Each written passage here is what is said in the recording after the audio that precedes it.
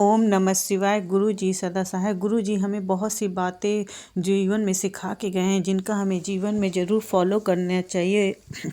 हमेशा ध्यान रखना चाहिए कि पूजा के दोपहर में पूजा पाठ नहीं करनी चाहिए, क्योंकि हमारे भगवान भी पट बंद हो जाते हैं, उनके पर्दे लग जाते हैं।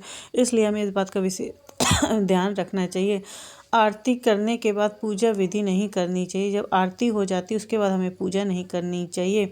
घर में कोई बच्चा हो जाता है या कोई ख़त्म हो जाता है, सूतक हो जाता है, तो उसका पालन हमें करना चाहिए। उस समय हमें पूजा पाठ नहीं करनी चाहिए, नहीं तो उसका घर में नकारात्मक प्रभाव पड़ता है और हमारे परिवार पर उस पर काफ़ी असर होता है। इसलिए हमें इन बातों का ध्यान रखना चाहिए।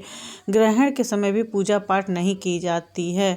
वास्तुशास्त्र के अनुसार ग्रहण जब लगता है तब पूजा पाठ हमें नहीं करनी चाहिए। खंडित मूर्ति, टूटी हुई मूर्ति, विषम संख्या वाली मूर्ति, रौद्र रूप वाली तस्वीरें, एक से ज़्यादा शंख, कटी फटी धार्मिक पुस्तकें, माचिस, टूटे हुए चावल पूजा में हमें इस्तेमाल नहीं करनी चाहिए। इन बातों का विशेष ध्यान रखना चाहिए। आगे और जानकारी कि हमें पूजा में किन किन बातों का ध्यान रखना चाहिए, कौन सी ऐसी चीज़ें जो वर्जित, हमें गुरु जी ने बहुत सी चीज़ें बताई हैं।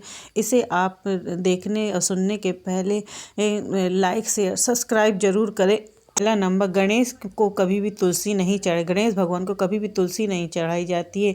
देवी जी को भी दूर्वा नहीं चढ़ाई जाती है। दो शंख एक जैसे नहीं रखे जाता, एक जैसे वाले शंख नहीं रखे जाते हैं। भगवान विष्णु को तिलक में चावल नहीं चढ़ाया जाता, यह वर्जित माना गया वास्तुशास्त्र के अनुसार।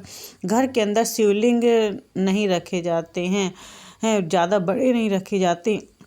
गणेश भगवान की 2 से अधिक नहीं रखी, 3 गणपति की मूर्तियां नहीं रखी जाती हैं। खंडित मूर्तियां भी रखना बहुत ही उसका नकारात्मक परिवार पर पड़ता है। रविवार को तुलसी नहीं तोड़ी जाती हैगी। इन बातों का विशेष ध्यान रखना चाहिए। शंकर भगवान को कुमकुम रोली नहीं लगाया जाता, चढ़ाया नहीं जाता है। दीपक से दीपक जलाना भी अशुभ माना जाता है। तुलसी को तुलसी को न ही चबाया जाता है, न ही उस तरह के दिनों में तोड़ा जाता है। मंदिर के लौटते, जब पूजा आप कर ले, मंदिर से लौटते समय घंटी नहीं बजाना चाहिए कहते हैं।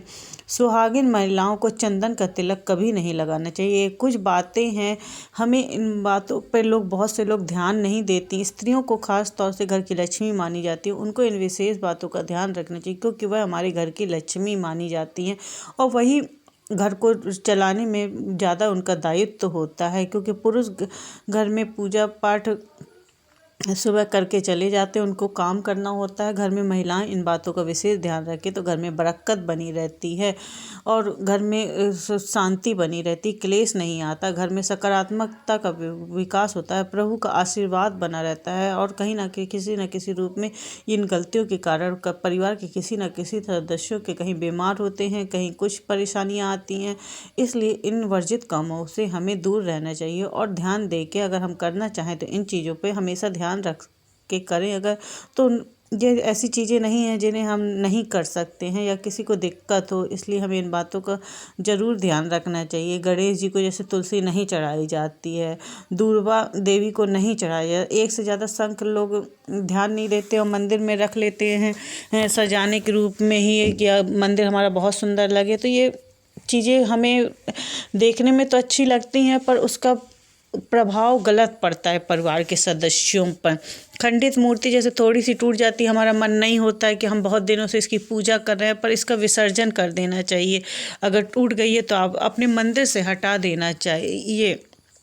ओम नमः शिवाय। गुरु जी सदा सहाय। बहुत सी ऐसी बातें हैं जो हमें गुरु जी ने बताई हैं, इन बातों पर ध्यान रखना चाहिए।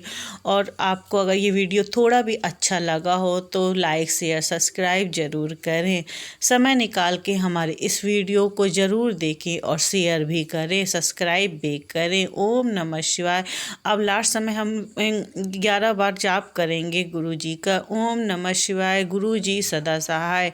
गुरु जी सदा सहाय का मतलब कि हमारी हमेशा सहायता करे, हमेशा मदद करे, हमारे साथ ना होते हुए भी एक किसी न किसी रूप में हमें मदद मिलती रहे उनकी, ईश्वर की और गुरु की अगर हमें मदद मिलती रहे तो हमारे जीवन में सभी चीज़ अच्छा होता है। ओम नमः शिवाय।